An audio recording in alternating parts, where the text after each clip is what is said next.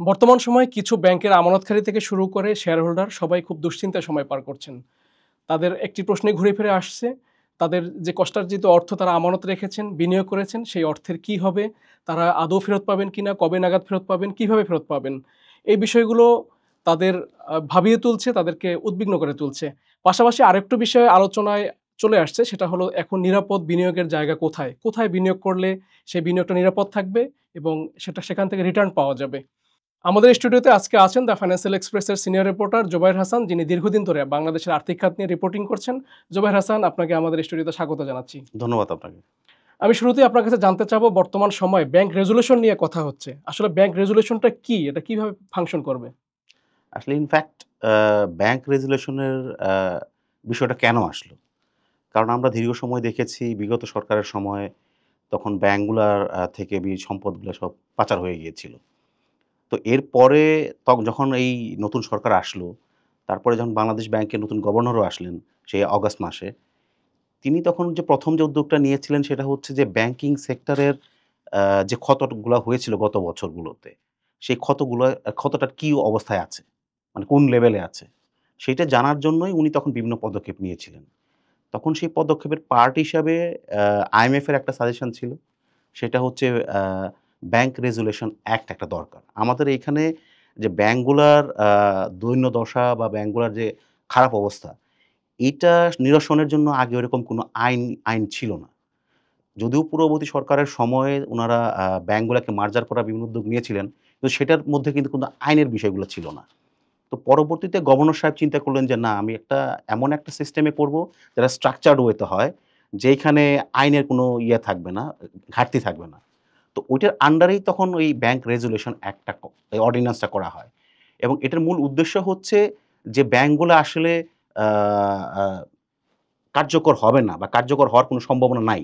সেই ব্যাংকগুলাকে কিভাবে উনারা মার্জার হোক বা লিকুইডেশন হোক অথবা রিক্যাপিটালাইজেশন হোক, সেটার মাধ্যমে একটা সমাধানে আসা। যাতে করে এই ব্যাংকগুলোকে একটা স্ট্রাকচারড ওয়েতে নিয়ে আসা যায়। সুশাসন নিশ্চিত করা যায়। ওর পার্ট হিসেবে আসলে এই ব্যাংক রেজুলেশন অর্ডিন্যান্সটা নিয়ে আসা হয়েছে। এখন ব্যাংক রেজুলেশনটা আমাদের দেশে নতুন। যেটা আপনি বললেন যে এই আইনটাই মাত্র হুম, হলো। এই রেজুলেশনটা আসলে বলতে কি বোঝায়? একটু কি সহজভাবে, যদি বলি যে সহজভাবে কিভাবে বোঝা যাবে এটা? ধন্যবাদ। আমি রিসেন্টলি বাংলাদেশ ব্যাংকের গভর্নরের একটা ইন্টারভিউ নিয়েছিলাম। আ সেই সেই ইন্টারভিউতে আমি উনাকে জিজ্ঞেস করেছিলাম যে, আপনারা বেশ কিছু ব্যাংকগুলাকে আপনারা চিহ্নিত করেছেন, যারা ভয়াবহ তারল্য সংকটের মধ্যে আছে। সেই ব্যাংকগুলার ভবিষ্যৎটা কি হবে? আপনারা এর আগে বাংলাদেশ ব্যাংকের আন্ডারে বাংলাদেশ ব্যাংক নিজেরা গ্যারান্টি দিয়ে সেই ব্যাংকগুলাকে তারল্য সাপোর্ট দিয়ে আসতেছিল। কিন্তু সেটাও কার্যকর হয় নাই। পরবর্তীতে বাংলাদেশ ব্যাংক সিদ্ধান্ত নিল যে উনারা নিজেদের তহবিল থেকে সরাসরি নগদ সহায়তা দিলেন উনারা। প্রায় ৳৩০,০০০ কোটি টাকার মতো হয়তো উনারা দিয়েছেন। সঠিক। হ্যাঁ, বিভিন্ন ব্যাংকগুলাতে। তো এরপরেও ব্যাংকগুলাকে কেন উন্নতি হচ্ছে না? তো এই প্রশ্নের উত্তর উনি আমাকে বলেছিলেন যে, ২ টা ব্যাংক দাঁড়িয়ে গেছে। একটা হচ্ছে ইসলামী ব্যাংক, উনাদের নগদ সহায়তা দেওয়ার পরে উনাদের আর নগদ সহায়তা লাগতেছে না। উনাদের ডিপোজিটও বেড়ে যাচ্ছে এবং ওদের ব্যবসাও আস্তে, আস্তে প্রসারিত হচ্ছে। এবং পাশাপাশি ইউসিবিএল, ইউনাইটেড কমার্শিয়াল ব্যাংক, উনাদের অবস্থাও ঠিক একইভাবে উন্নতি হচ্ছে। তবে উনি খুবই কনসার্ন বাকি ব্যাংকগুলাকে নিয়ে। বিশেষ করে ইসলামিক ঘরানার যে ব্যাংকগুলো আছে, শরিয়া ভিত্তিক যে ব্যাংকগুলো আছে। বললেন, "এখানে তারল্য সংকট প্রকট।" আমি শব্দটা উচ্চারণ করছি প্রকট। উনি এই শব্দটা উচ্চারণ করেছিলেন আমাকে। তো আমি বললাম, "তাহলে কি করবেন আপনারা এখন?" উনি বললেন যে, "আমাদের যে অর্ডিন্যান্সটা যেটা রিসেন্টলি হয়েছে, ওই অর্ডিন্যান্সটা করা হয়েছে মূলত এই ব্যাংকগুলার সমস্যা সমাধানের জন্য। এই অর্ডিন্যান্সের মাধ্যমে আমরা ব্যাংকগুলাকে রাষ্ট্রীয় মালিকানাতে নিয়ে যাবো। মানে আমি টেক ওভার করতে পারবো বাংলাদেশ ব্যাংক।" সেভাবে তাকে ক্ষমতায়িত করা হয়েছে, যেটা আগে ছিল না। তো এই ক্ষমতায়নের পর উনি এইসব ব্যাংকগুলাকে প্রশাসক নিয়োগ করবেন। যে তুমি দেখবা ব্যাংকগুলার কি অবস্থা, কিভাবে ফাংশন করছে এবং বাংলাদেশ ব্যাংকের প্রত্যক্ষ নির্দেশনায় উনি কাজটা করবেন। পরবর্তীতে যখন এবং একটা ডিপার্টমেন্টও মনে হয় করা হবে বাংলাদেশ ব্যাংকের এক্সাক্টলি, এগুলো ফলো আপ করার জন্য, এক্সাক্টলি এবং পর্যবেক্ষণের এবং জন্য। এবং কন্টিনিউয়াস একটা মনিটরিং এ থাকতে হবে যে তিনি ঠিকমতো ফাংশনিং করতে পারছেন কিনা। উনি যদি ফাংশনিং না করতে পারেন প্রশাসক, তাহলে উনাকে ওখান থেকে সরিয়ে দিয়ে আবার নতুন প্রশাসক নিয়োগ করার একটা বিধান এখানে আছে। তো এরপরে যেটা করবে সেটা হচ্ছে একটা ব্রিজ ব্যাংক নামে একটা নতুন ধরনের একটা ব্যাংক, একটা ইন্টারিম সময়ের জন্য উনারা লাইসেন্স দিবেন। যে ব্যাংকটার কাজ হবে যে এই তফসিলি ব্যাংক যেটা বিপদগ্রস্ত তফসিলি ব্যাংক, সে ব্যাংকগুলোর সম্পদ, দায় কি পরিমাণ আছে সেটা তারা নিবে। এবং পরবর্তীতে কিভাবে এই ব্যাংকগুলোর সম্পদ দায়টাকে আরো একটু এই ফান্ডামেন্টালসগুলোকে আরেকটু ইমপ্রুভ করা যায়, সেই উদ্যোগটা ওনারা নিবেন। এবং এই ব্রিজ ব্যাংকের হচ্ছে মেয়াদ থাকবে হচ্ছে ২ বছর ইনিশিয়ালি। বাংলাদেশ ব্যাংক যদি তাদের পারফরম্যান্স পর্যবেক্ষণ করে যদি দেখে না, এদেরকে আরেকটু সময় দেওয়া দরকার, সেক্ষেত্রে তারা আরেক ১ বছর করে বাড়াতে পারবে। কিন্তু বলা আছে সর্বোচ্চ ৫ বছরের বেশি এটা অর্থাৎ হবে না। ২ বছরের পরে আর ৩ বার বাড়ানো হ্যাঁ, যাবে। এর ৫ বছরের বেশি আর হবে না। তখন উনারা ব্যাংকটাকে কিভাবে ইমপ্রুভ করা যায়, কিভাবে কোন জায়গাতে ফোকাস করা যায়। কিন্তু এই ব্রিজ ব্যাংকের যে একটা পরিচালনা পর্ষদ থাকবে, সেই পর্ষদগুলো আবার সরাসরি বাংলাদেশ ব্যাংকের থেকে অনুমোদিত হইতে হবে। মানে বাংলাদেশ ব্যাংক বলবে কারা, কারা থাকবে। ঠিক আছে? তো তার পরবর্তীতে তারা যখন যে রিপোর্টটা দেবে, সেই রিপোর্টের উপর বেস করে বাংলাদেশ ব্যাংক সিদ্ধান্ত নিতে পারবে যে সেই ব্যাংকগুলাকে লাইসেন্স বাতিল করা যায় কিনা। এখন এখানে প্রশ্ন আসে লাইসেন্স বাতিল করার ক্ষেত্রে একটা বিষয় এখানে থাকবে। কোর্টের বিষয়। কোর্টে যেতে হবে হ্যাঁ, কোর্টে সম্ভবত। যেতে হবে। মাস্ট এটা কোর্টে গিয়ে সেটেল হইতে হবে। তখন ওই উনারা যেদিন থেকে ওই কোর্টে আবেদন করবেন লাইসেন্স ক্যান্সেলেশন এর জন্যে, সেদিন থেকেই কিন্তু এই অবসায়ন প্রক্রিয়াটা শুরু হয়ে যাবে। ঠিক আছে? কোর্ট যখন এটা পর্যবেক্ষণ করে, পর্যালোচনা করে যখন এটা আদেশ দিবেন যে না, যে আপনি এখন অবসায়ন করতে পারেন। তখন ব্যাংক পরবর্তীতে ওই অবসায়ন প্রক্রিয়ায় যাবে। এবং এই টোটাল প্রক্রিয়াকে মনিটর করার জন্য আবার একটা ৭ সদস্যের একটা banking sector crisis management council থাকবে। যেটার নেতৃত্বে থাকবেন বাংলাদেশ ব্যাংকের গভর্নর সাহেব। সো এই হচ্ছে প্রসেসটা। এই প্রসেসের মাধ্যমে উনি কাজটা শেষ করবেন। এবং বাংলাদেশ ব্যাংকের গভর্নর আমাকে বলেছিলেন যে এই টোটাল প্রক্রিয়াটা শেষ হতে ৪ থেকে ৫ বছর সময় লাগতে পারে। যেটা ইন্টারন্যাশনাল প্র্যাকটিস। এবং এক্ষেত্রে আমি বলেছিলাম যে আপনারা যে করছেন, নতুন আইনের মাধ্যমে করছেন এবং এটা প্রপারলি হচ্ছে কিনা এটা মনিটর করবে কে? আপনারা তো করবেন। আপনাদের তো ভুলভ্রান্তি থাকতে পারে। আপনারা যদি এর আগে এই প্র্যাকটিসটা করেন নাই। এই অনুশীলন তো আপনাদের মধ্যে ছিল না। তখন উনি আমাকে বলেছিলেন উনারা গ্লোবালি রিকগনাইজড মানে মানে বিশ্বব্যাপী স্বীকৃত ২ টা আ বিশেষ ফার্মকে উনারা অ্যাপয়েন্ট করেছেন।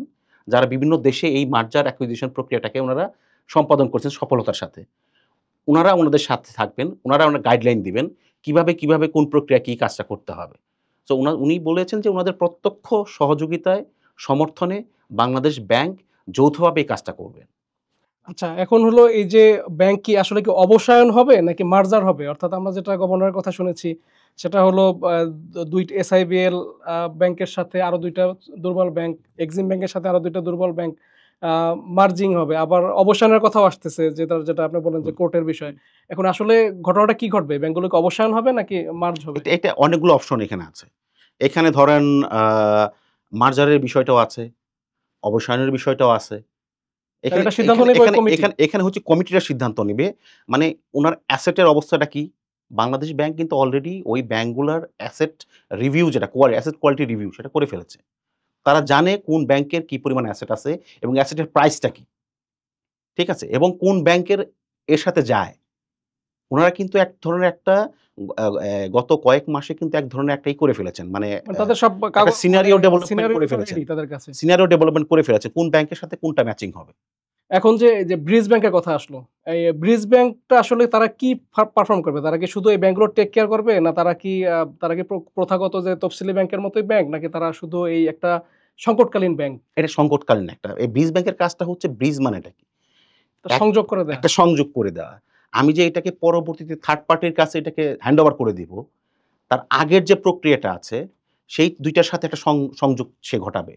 এবং এর মাধ্যমে ওই ব্যাংকের যে দেনা, আমানত সবকিছু সুরক্ষিত রেখে এবং ওইটাকে কিভাবে প্রপার ইউজ করে এটাকে আরো ইমপ্রুভ করা যায়, আরো আর্নিংটা বাড়ানো যায়, সেক্ষেত্রেও তাদের কাজ থাকবে গুরুত্বপূর্ণ।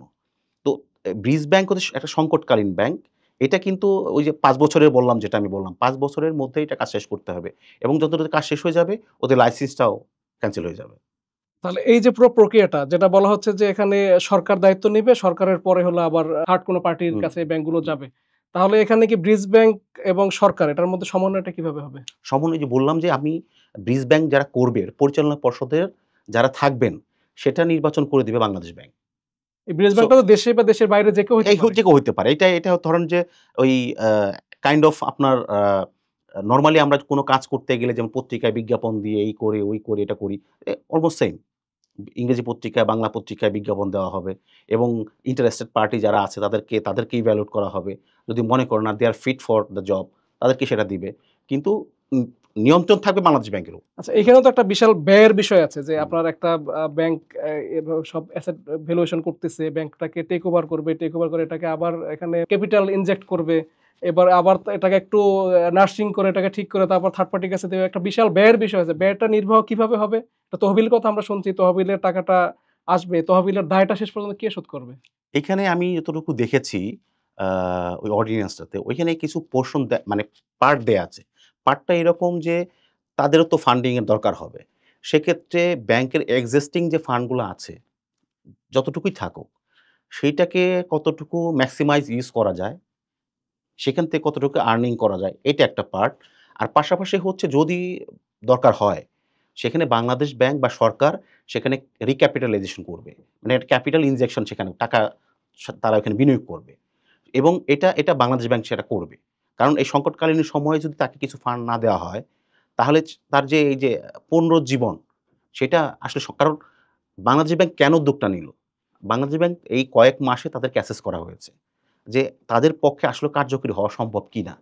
যখন দেখেছে যে না তাদের পক্ষে আর কার্যকর হওয়া সম্ভব না, তখনই বাংলাদেশ ব্যাংক কিন্তু এই প্রসেসে যাচ্ছে। তো যার কারণে বাংলাদেশ ব্যাংক এটা তাদেরকে কিছুটা ক্যাপিটাল ইনজেকশন করতেই হবে। আচ্ছা, আমানতকারীদের মানে চিন্তা করে বাংলাদেশ ব্যাংক এই উদ্যোগটা নিয়েছে হুম, এবং এটা গভর্নমেন্ট এখানে হুম, এখানে সাপোর্ট দিচ্ছে। হুম, কিন্তু শেষ পর্যন্ত কি আগে যেভাবে আমরা দেখেছি বিভিন্ন সময়ে বাজেট সাপোর্ট এখানে এসেছে। মানে হুম, বাজেট সাপোর্ট মানেই তো হুম, আমার উপর, হুম, আপনার হুম, উপর, হুম, প্রত্যেক মানুষের উপর হুম, থেকে কর নিয়ে তো হুম, বাজেট সাপোর্টটা দেয়া হয়। এক্সাক্টলি। অর্থাৎ শেষ পর্যন্ত কি এখানেও কি আমার বা সাধারণ মানুষের উপরেই এটার দায়টা বর্তাচ্ছে নাকি অন্য কোনো এটা ইকুয়েশন আছে আসলে কিন্তু এখানে? ওই অর্ডিন্যান্সে ক্লিয়ার করে বলা নাই। শুধু বলা আছে যদি দরকার হয়, তাহলে সরকার সেখানে ফান্ড ইনজেকশন করবে। এখন এটা কোন প্রক্রিয়ায় করবে? এটা কি বাজেট সাপোর্ট থেকে করবে? নাকি নতুন টাকা ছাপিয়ে করবে? এই জিনিসটা কিন্তু ওখানে স্পষ্টভাবে বলা নাই। তাহলে এটাকে একটা দুর্বলতা বলা যায় এইটা এই এটা এটা আইনের। একটা ধরেন হয়তো এই জায়গাটা স্বচ্ছ করা হয় নাই। এটা আরেকটু যদি ক্লিয়ার করে বলা হতো, তাহলে বুঝতে আরেকটু সুবিধা হতো। আর আপনি আরেকটা কথা বলেছেন যে আমানতকারী। আমানতকারীদের ক্ষেত্রে মানে যেটা আমি আমার পার্সোনাল অপিনিয়ন আতঙ্কের কিছু নাই যেটা আমার কাছে মনে হচ্ছে। কারণ গভর্নর সাহেব আমাকে সে একই কথা বলেছিলেন। যে আমাদের সর্বোচ্চ প্রায়োরিটি হচ্ছে আমানতকারীদের প্রোটেকশন দেওয়া। প্রোটেকশন বলতে এখানে আসলে কতটুকু বোঝাচ্ছে? আসলে বিষয়টা ক্লিয়ার হচ্ছে না। আমার নিজের কাছেও বিষয়টা ক্লিয়ার না। এখানে প্রোটেকশন বলতে যে ধরেন একজন আমানতকারী সে একটা ডাবল বেনিফিট ডিপোজিট সে রাখছে। হুম। সে ৫ বছর ৳১০,০০,০০০ রাখছে, ১০ বছর পরে তাকে ৳২০,০০,০০০ দেয়া হবে।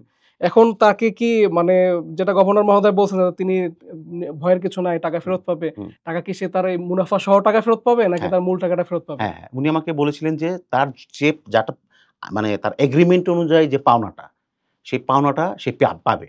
বাট তাকে একটু ওয়েট করতে হবে। কতদিন ওয়েট করা লাগতে পারে এবং এটা কি একবারে পাবে না ধাপে, ধাপে পাবে? কোন কিছু কি এই ক্লিয়ার হয়েছে বিষয়টা আসলে বিষয়টা? উনি ক্লিয়ার করেন নাই। এটা আমাদেরও প্রশ্ন।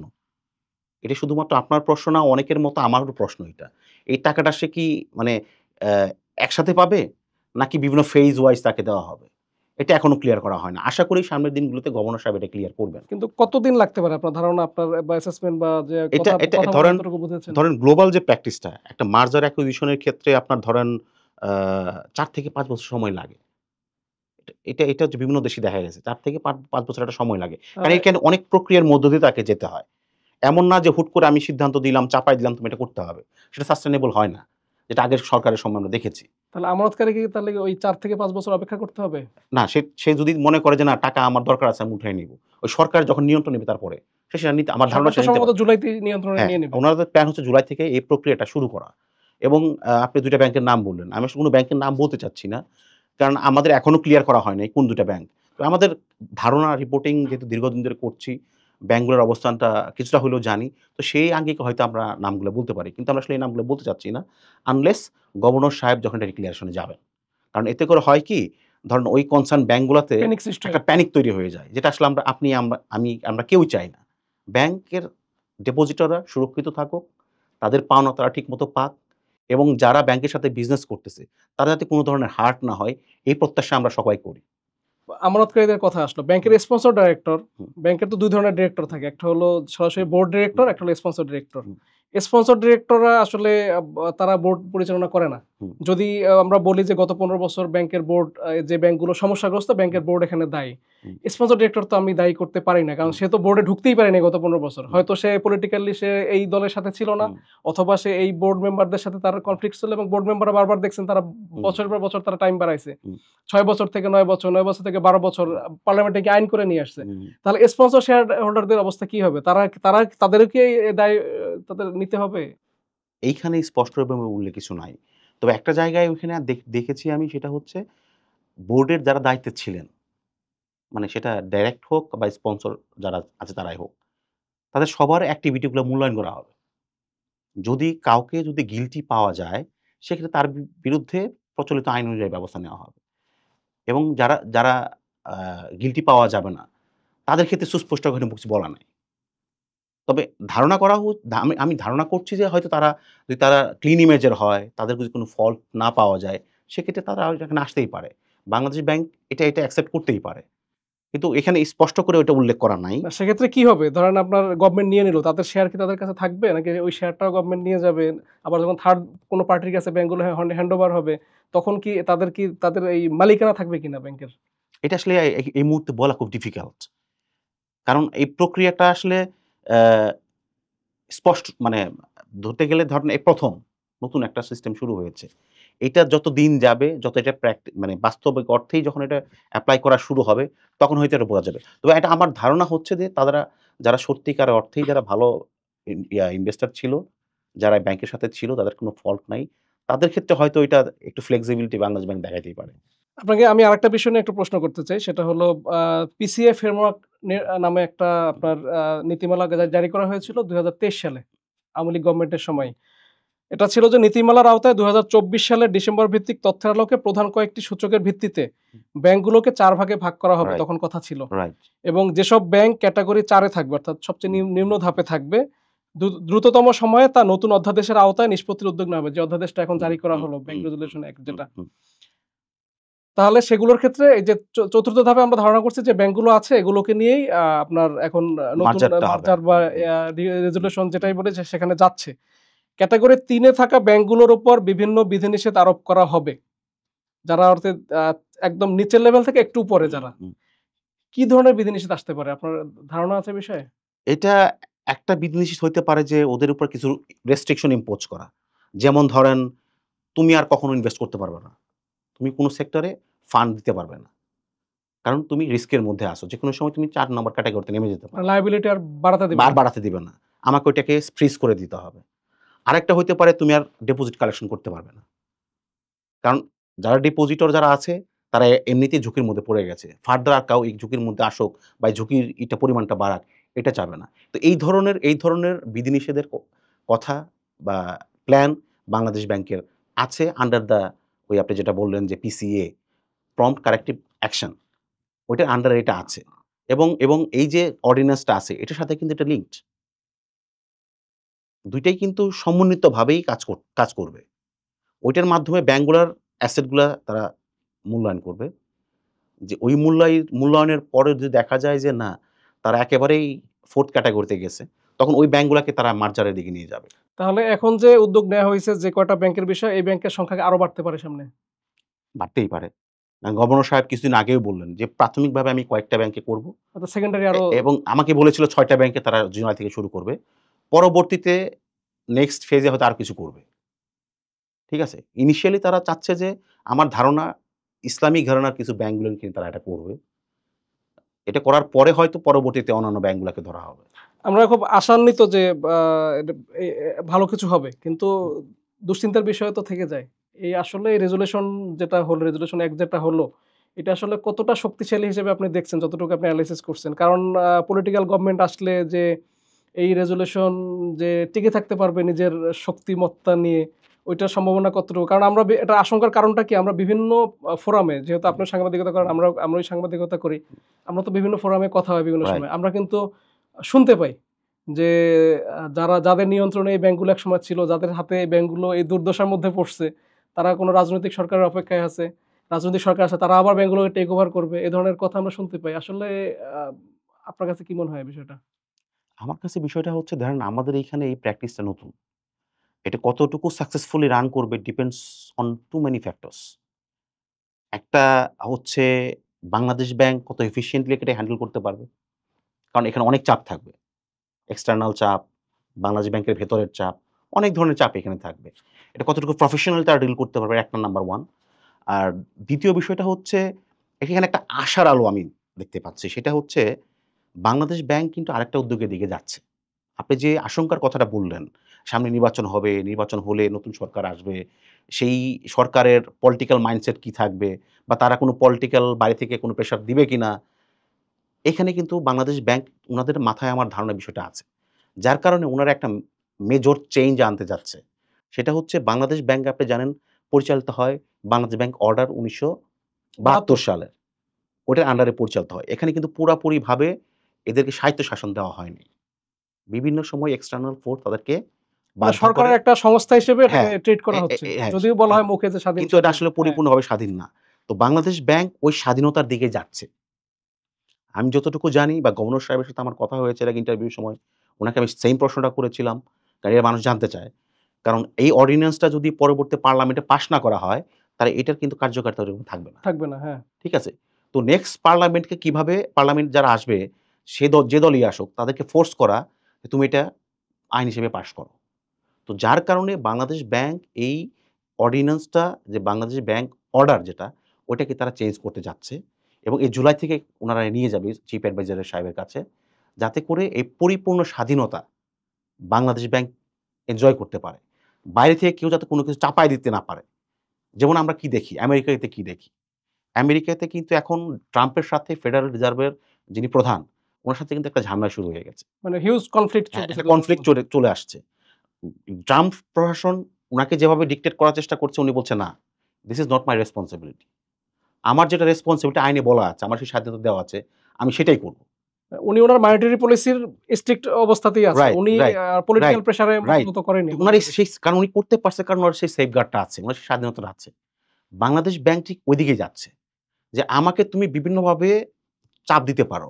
আমাকে বাধ্য মানে করানোর ডিক্টেশন করতে পারবে না। চেষ্টা করতে পারো। কিন্তু আমি যখন দেখব ব্যাংকিং সেক্টরের জন্য কোনটা ভালো, আমি সেটাই করব। এবং এখানে তো শুধু ব্যাংকিং সেক্টর না, পুরো মনিটারি হ্যাঁ, হ্যাঁ, মার্কেটটা, পুরো মানি পুরা মার্কেটটা, ফাইন্যান্সিয়াল সেক্টর। ফাইন্যান্সিয়াল সেক্টরটা। ঠিক তখন বাংলাদেশ ব্যাংক যেটা করতে পারে that will be major achievement. ঠিক আছে? কিন্তু দেখা যাক জুলাইতে উনি কতটুকু করতে পারেন। কারণ এখানে তার একটা রেগুলেটর আমি একে প্রশ্ন আবার করেছিলাম। এখানে তার একটা রেগুলেটর আছে। এফআইডি অর্থ অর্থ মন্ত্রণালয়ের মন্ত্রণালয়ের আন্ডারে আর্থিক যেটা আছে প্রতিষ্ঠান বিভাগ। আর্থিক প্রতিষ্ঠান বিভাগ। উনারা যদি অনেক সময় সরকারি ব্যাংকগুলাকে রেগুলেট করে, আপনারা রেগুলেট করেন। একটা কনফ্লিক্টিং সিচুয়েশন দাঁড়ায়। তো আমি প্রশ্ন করছি, "আপনি কি এফআইডি বিলুপ্তির দিকে যাচ্ছেন?" তো উনি বলছেন, "এটা সরকারের সিদ্ধান্ত, সেটা আমি বলতে পারব না।" উনি কেন বলেছেন এটা আসলে উনি জায়গা থেকে অনেক লজিক্যাল। কারণ হচ্ছে এফআইডি বিলুপ্ত করা মানে কি? উনি তো ইন্সুরেন্স সেক্টরটাকেও রেগুলেট করেন। রেগুলেট করে, স্টক মার্কেট করে। স্টক মার্কেট করে। তার মানে কি ওইখানে থাকবে না কেউ? হয়তো এরকম কিছু আসতে পারে যে তুমি ব্যাংকিং সেক্টরে নাক গলাতে পারবে। কারণ হয়তো করাইতে পারবা। কারণ কিছু অফিসিয়াল না, এইটা অ্যাক্টিভিটিতে এইটা তো থাকে। এইটা তো আগে ডিপার্টমেন্ট ছিল না। আগে ছিল একটা ইউনিট বা আগে একটা ছিল ব্যাংকিং ইউনিট। ইউনিট ছিল এটা। Banking unit. ওই ব্যাংকিং এটা তো ইউনিটের ২০১২ হয়তো সালে আওয়ামী লীগ সরকার এসে এটা হলো আপনার ওই ব্যাংকিং ডিপার্টমেন্ট করল। ইউনিটের মতো হয়তো তাদের অ্যাক্টিভিটি থাকবে। কিন্তু তারা হয়তো যদি এই অটোনমিটা উনারা পায়, অ্যাপ্রুভ হয়, তাহলে সেক্ষেত্রে হয়তো ওই মানে ব্যাংকিং ইউনিট যেভাবে কাজ করতো এভাবে হয়তো কাজ করতে পারে। এটা আমার ধারণা। এটা বোঝা যাবে যখন এটা কমপ্লিটলি শেষ হয়ে যাবে, তখন হয়তো বোঝা যাবে। এটা যদি করতে পারে তাহলে এই যে আশঙ্কাটার কথা বললেন, এই আশঙ্কাটা অনেকাংশেই কমে যাবে।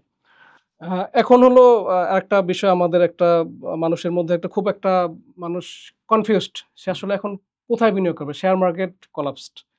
ব্যাংকিং সেক্টর মানুষ এখন টাকা রাখতে ভয় পায়, যেটা সত্য। হুম, মানুষ কিছু ব্যাংক ভালো অবস্থায় আছে হুম, নিঃসন্দেহে। হুম। কিন্তু মানুষ এখন যেহেতু ওই একবার যেটা কথা আছে, যেটা ওই ঘরপোড়া গরু সিঁদুরে মেঘ দেখলে ভয় রাইট, পায়। রাইট। এখন মানুষ হলো ব্যাংকেও ভয় পাচ্ছে। হুম, আমরা যদি দেখি ব্যাংকের আমানত হুম, বাড়ছে না। হুম, তাহলে বা সঞ্চয়পত্র, গভর্নমেন্ট সঞ্চয়পত্র কেনা কমিয়ে দিচ্ছে।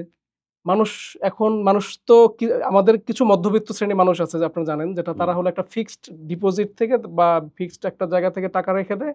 তারা ব্যবসা-বাণিজ্য করে না। হুম, কোন একটা তাদের ফিক্সড তাদের অর্থ আছে। হুম। সেটা কোথাও রেখে যদি বলে বিনিয়োগ করা বা সঞ্চয় করা, সেখান থেকে যে যে প্রফিট রিটার্নটা পায়, আসছে যে রাইট। রিটার্নটা সেটা থেকে তার সংসার চালায়। হুম। আমাদের সমাজে অনেক মানুষ অনেক আছে। আছে রাইট।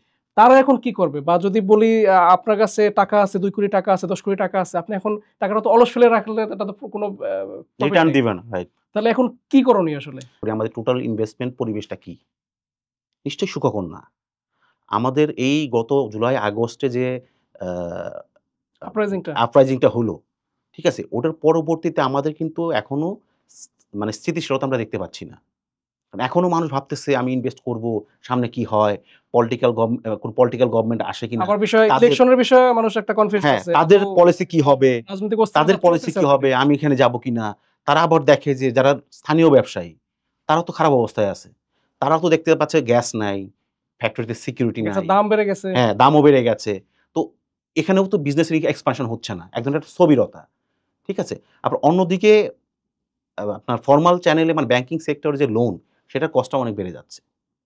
তারাও একটা খারাপ অবস্থায় আছে। মানে আমরা কি করি? আমরা যখন ইনভেস্ট করি তখন বিভিন্ন ফ্যাক্টর গুলো মাথায় রেখে ইনভেস্ট করি। সঠিক। তাই না? তো এখন সেই ইনভেস্টমেন্টের পরিবেশটা কিন্তু আমার ফেভারে নাই। ঠিক আছে? আরেকটা জিনিস হচ্ছে আমাদের ইনভেস্টমেন্ট এরিয়া গুলা কি আছে? খুব বেশি কিন্তু নাই। আমাদের ইনভেস্টমেন্ট দেখা যাচ্ছে ক্যাপিটাল মার্কেট, যেটা খুব ভয়াবহ অবস্থা। সেখানে মানুষের কোনো আস্থা নাই। একটা ইনভেস্টমেন্টের জায়গা হচ্ছে সেভিংস সার্টিফিকেট। সেটা মোটামুটি একটা স্টেবিলিটি আছে। কিন্তু ওইখানে সমস্যা হচ্ছে আমি যখন টাকাটা রাখবেন, একটা সার্টেন টাইম পর তো এটা ব্লক হয়ে যায়। ওই ৫ বছর বা ১০ হ্যাঁ, বছর ১০ যে বছর ওই বছর ব্লক। একটা ব্লক হয়ে যায়। আপনি কোন টাকা ভাঙতে পারবেন না। ঠিক আছে? আবার আরেকটা জায়গা আছে ব্যাংক। যেখানে এফডিআর রাখা হয় বিভিন্ন স্কিমের আন্ডারে। সেইখানে রিটার্ন কিন্তু এত না। সেখানে রিটার্ন হচ্ছে ধরেন কত? আ ৭ থেকে ধরেন ১০ এর বেশি তো না বা ১০.৫ এর বেশি তো না। আর যে ব্যাংকে ১১ দিচ্ছে সে ব্যাংক তো ঝুঁকিপূর্ণ ব্যাংক। সেখানে তো আমি যাব না। সে তো টাকা নেয়ার জন্য হ্যাঁ, হ্যাঁ, সে হ্যাঁ। বেশি হ্যাঁ, আপনাকে লোভ ওখানে তো আমি দিচ্ছে। যাব না। তো আমার ইনভেস্টমেন্ট এর জায়গা কিন্তু খুব কম। একটা জায়গা আছে যেখানে মানুষের ধারণা কম। মানুষ সচেতন না। সে জায়গাটা হচ্ছে government securities, treasury bill, treasury bond. মানে সরকার যে যখন তার বাজেটের যে ঘাটতিটা, যে পরিমাণ আয় করে তার থেকে বেশি ব্যয় করতে হয়। এই যে বেশি পরিমাণ ব্যয় করতে হয়, এই যে আয়ের ব্যয়ের সাথে যে ঘাটতি, এটা মিট করার জন্য বাংলাদেশ সরকার যেটা করে ব্যাংকিং সেক্টর থেকে লোন নেয় বা বিদেশীদের থেকে লোন নেয়। যে ব্যাংকিং সেক্টর থেকে লোন নেয় এটা কিভাবে নেয়? Treasury bill, treasury bond issue করে। এইখানে যদি আপনি রেটটা দেখেন, রেটটা কিন্তু একটু যদি পড়েছে তারপরে কিন্তু লুক্রেটিভ। আপনার 11.5 থেকে আপনার রেটটা হচ্ছে 12.5 পর্যন্ত। আপনি 11.5 র মধ্যে কি পাচ্ছেন? ৯১ দিন বিনিয়োগ করলে আপনি 11.5 রেট পাচ্ছেন। ১৮২ দিন বিনিয়োগ করলে আপনি প্রায় ১২ র কাছাকাছি পাচ্ছেন। ১১.৮০ এরকম সামথিং। আবার ১ বছরের জন্য বিনিয়োগ করলেও সেটাও প্রায় ৯০ এর কাছাকাছি পাচ্ছেন। ৳১১.৯০ ১১.৯০%। আবার যদি আপনি ২০ বছরে বিনিয়োগে চলে যান, এখানে তো অনেকগুলো স্ল্যাব আছে। জি, জি। তো ২০ বছর দীর্ঘমেয়াদীতে যান, সেখানে আপনি ১২.৫ করে পাচ্ছেন। সো এই জায়গাটা কিন্তু আছে এবং এটা সিকিউর। এটা তো সরকার আপনাকে দিবে। গভর্নমেন্ট সরাসরি লোন দিচ্ছে। সরকারকে আপনি টাকা দিচ্ছেন। জি, জি। সরকার আপনার টাকাটা ফেরত দিতে বাধ্য। কিন্তু সমস্যা হচ্ছে এই ধরনের এই স্কিমগুলা চালানোর জন্য যে আ ফাইন্যান্সিয়াল লিটারেসি যে আপনার ধরেন যে শিক্ষাটা বা যে সচেতনতাটা, এটা কিন্তু আমাদের মধ্যে খুব কম। একবার একটা উদ্যোগ হয়েছিল যে ব্যাংকের মাধ্যমে এটার প্রসার ঘটানো। কিছু ব্যাংক এটা ক্যাম্পেইনিং শুরু করেছিল, প্রচার শুরু করে দিছিল। কিন্তু হয়েছে কি জানেন? ওই ব্যাংকগুলা পরে বিপদে পড়ে গেছে। কিভাবে বিপদে পড়ে গেছে? ব্যাংকগুলা বলতেছে, "তুমি এখানে ইনভেস্ট করো, এখানে ভালো রেট, আমি তোমাকে ফ্যাসিলিটেট করে দিব, এখানে আসো।" এটা করার পরে ওই ব্যাংকের যে ইনস্টিটিউশনাল যে ডিপোজিট যারা আছে, যে যে সমস্ত ইনস্টিটিউশন গুলা, মনে করেন প্রভিডেন্ট ফান্ড, বিভিন্ন বড় গ্রামীণ ফোনের মতো বড় যে কোম্পানিগুলো আছে তাদের কিছু ইনভেস্টমেন্ট ওইখানে আছে। তারা করতেছে কি ব্যাংক থেকে টাকা সরায় নিয়ে তারা সরাসরি চলে যাচ্ছে ওইখানে। তো ব্যাংক তার ডিপোজিট হারাচ্ছে। তখন ওই ব্যাংক ১ মাসের পরে ওটা বন্ধ করে দিছে। মানে ব্যাংক আর চাচ্ছে না মানুষ জানুক তখন ব্যাংক বিষয়টা। আর চাচ্ছে না এই ঝুঁকিপূর্ণ জায়গায় আমার যাওয়া যাবে এবং না। এখানে মনে হয় আমার যেটা মনে হয় এখন ব্যাংক নিজেই গভর্নমেন্টকে এই টাকাগুলো হ্যাঁ, দিচ্ছে। আমরা যদি হ্যাঁ। দেখি গভর্নমেন্ট এবং থেকে প্রচুর আমি বিল যে কিনছে। টাকাটা ডিপিএস হিসেবে বা স্কিমের আন্ডারে টাকাটা রাখছি, সেই টাকাটা সে ইউজ করছে এখানে। আমার টাকা দিয়ে সে ব্যবসা করছে। ঠিক আছে? ওইখানে ইউজ করতেছে। বেশি রিটার্ন পাচ্ছে। তো এই ক্ষেত্রে যে সচেতনতাটা আমাদের দরকার, এটা বাংলাদেশ ব্যাংকেরও একটা ব্যর্থতা আমি বলব। এটা বাংলাদেশ ব্যাংকের উচিত রেগুলারলি এগুলা প্রচার করা। ব্যাংকের মাধ্যমে হোক বা নিজেদের মধ্য থেকেই হোক। এটা প্রচার করে দেওয়া, মানুষকে জানানো। অন্যান্য উন্নত দেশে কি হয়? ট্রেজারি বন্ড বিলের কাগজ রাস্তাঘাটে পাওয়া যায়। ধরেন একটা মেলা হলো, সেখানে এটার ক্যাম্পেইন চলতেছে। আপনারা নিয়ে নেন। আমি শ্রীলঙ্কার কথাও একটা দেখলাম একটা স্টোরিতে। শ্রীলঙ্কাতেও এটা হয়। বিভিন্ন অকেশন এ এটা দেওয়া হয় এবং তারা পাবলিক কিনে নেয়। কিনে নিয়ে তারা গভর্নমেন্টের এখানে ইনভেস্ট করে এবং তারা রিটার্ন পায় ভালোভাবে। তো এই যে ক্যাম্পেইন এর অভাব, এটা কিন্তু আমাদের এখানে আছে। তো এই জায়গাটাতে যদি আমরা ইনভেস্ট করি এখন, এটা খুব সেফ ইনভেস্টমেন্ট, ঠিক আছে? রিটার্ন কনফার্ম এবং এখানে টাকা মারার কোনো সুযোগ নাই, টাকা হারিয়ে যাওয়ার কোনো সুযোগ নাই। কারণ গভর্নমেন্টকে টাকা দিচ্ছেন, গভর্নমেন্ট টাকা ফেরত দিতে বাধ্য। তো এই জায়গাটাতে যদি আমরা ফোকাস করতে পারি, তাহলে মনে হয় যে আমরা এই সময়টার মধ্যে এই এই চাপ যেহেতু এখনো সংকটপূর্ণ একটা অবস্থা আছে, এই সময়টার মধ্যে আমরা মোটামুটি ভালো রিটার্ন পেতে পারি। তবে আমাদেরকে এই বিষয়ে আরো সচেতন হতে হবে, আরো জানতে হবে। এখন বিল বন্ডে বিনিয়োগ যদি আমি করতে চাই, সেক্ষেত্রে কিভাবে আমি বিনিয়োগ করতে পারি? এখানে এখানে একটা কোথায় যেতে হবে? এখানে আপনি ব্যাংকের মাধ্যমে করতে পারেন।